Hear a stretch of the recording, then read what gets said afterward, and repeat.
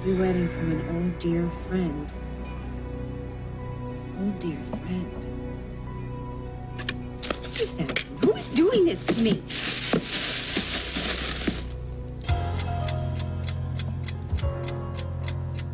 I was through checking the place out when I heard this ringing coming from an old clock. I turn off the alarm, walk out, and bam, the place blows. 1 second later, I would have been toast.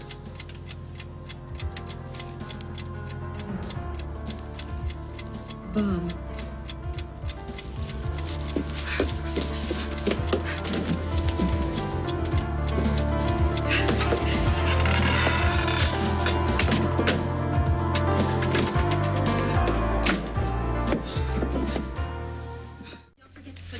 Today, okay? All right, on my way.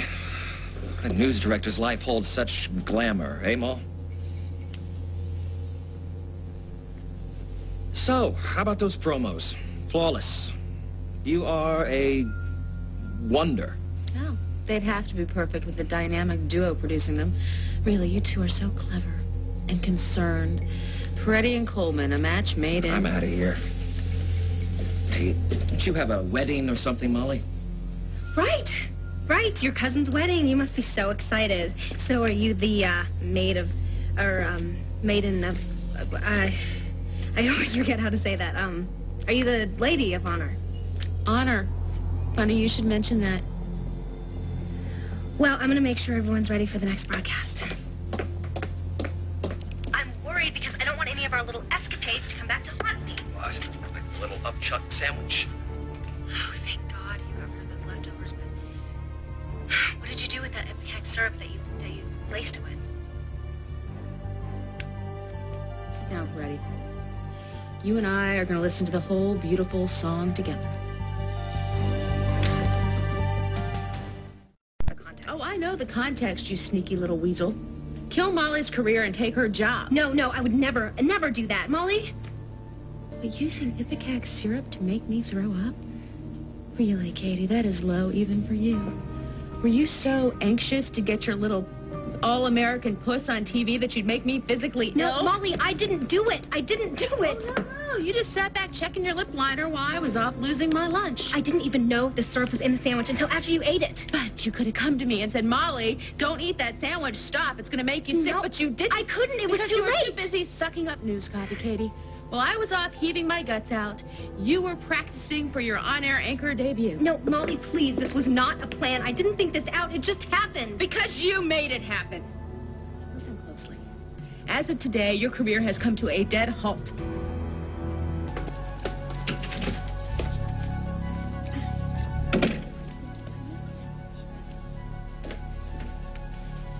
Hey, Molly. What's up? A lot. But I'm not so sure this is the time or place to get into it. Well, if it's something I should know, then maybe you should tell me. Holden, there's some really bad things going on at the station.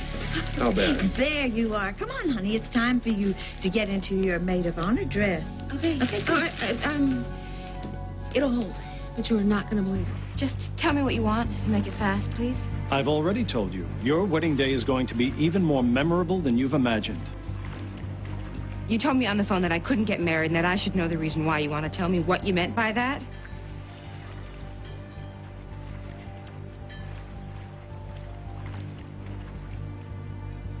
He sent you, didn't he? You seem so sincere, so genuine. The check was genuine.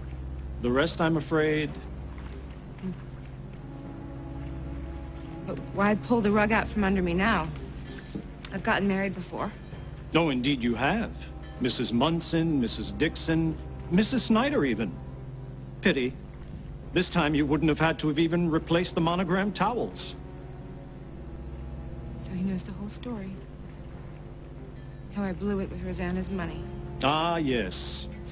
Your beloved and generous sister. You didn't hang on to that 50 million very long, did you?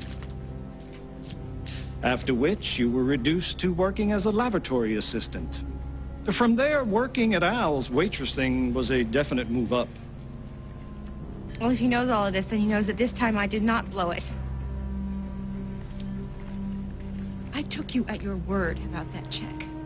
That it was a reward? For helping to capture that that hitman. Don't you feel silly? I used that money to start over. The very first time in my life, I didn't squander an opportunity. I used it to create a very successful business, and now I'm back on top. And that's just what he wants, isn't it? For me to be on top again. Just so he can tear me down. It's true. She came to me and she said she'd been to every bridal shop within a 50-mile radius and asked me to design her dress for her. And I said, let's do it together. Okay, and this is the result. I'd say you two would make quite a design team. I don't think I'm going to be ordering any business cards soon, though. Wouldn't that be something? The two of you working together. Yes, well, just because we could do a fashion show together and one dress together doesn't mean that I'm going to be booking us any tickets to Stockholm. Stockholm? Co-recipients? Nobel Peace Prize? I can just see the two of you now at the podium. Well, no, don't laugh. No, Don't laugh. so? What? Because Carly and I have become friends. Well, I think that's great. So do I. I think Jack has been a great influence on her. Well, I think she's livened him up a little bit, too. They just both seem so happy together. I know. And their happiness rubs off on everyone around them, even a hardened cynic like me. Where is that cousin of mine, anyway? It is little more than fashionably late. Hey, Jack. Should I give this a tight speech or what? Thanks. Okay, listen, Sweet Pea, we are talking about Carly here now. You honestly thought that things were going to go according to plan? That's what I've been trying to tell. Listen, you two, go in, all right? Get a good seat. I'll keep an eye out for Carly. May I? I'd be honored. You've been, I've been going crazy. You are not going to believe what happened to me. Well, you can tell me after we're married, you know, when we're enjoying eternal happiness. I was on my way out of the house, and all of a sudden the phone rang, and you'll never guess who it was. It was that guy, the one who gave me the $1 million reward? Yeah, the guy who was hanging around the fashion show? Exactly. Well, as it turns out, his employer showed some of my designs to this fabulous Parisian fashion house, and they've offered me my very own label. Me. That's great. That's great. Then we'll have two reasons to celebrate. Oh, my wife, the big-time fashion designer. Well, there's just one really small snag, and they want me in Paris immediately. Tomorrow, as a matter of fact. Carly, that's fantastic. That's fantastic. So, okay, we'll get married now. We'll put off the reception till after we get back from Paris. Jack. Oh, no. I'll take some time off from the station, and, well, we'll take a red-eye tonight. I mean, they do have red-eyes to Europe, don't they? Ah, what a honeymoon. The Snyder family goes to Paris. I can't. I can't do this. You can't do what? Way. But the closer we got to today, the worse my fear became until I couldn't deny it anymore. What are you scared of? Marrying you.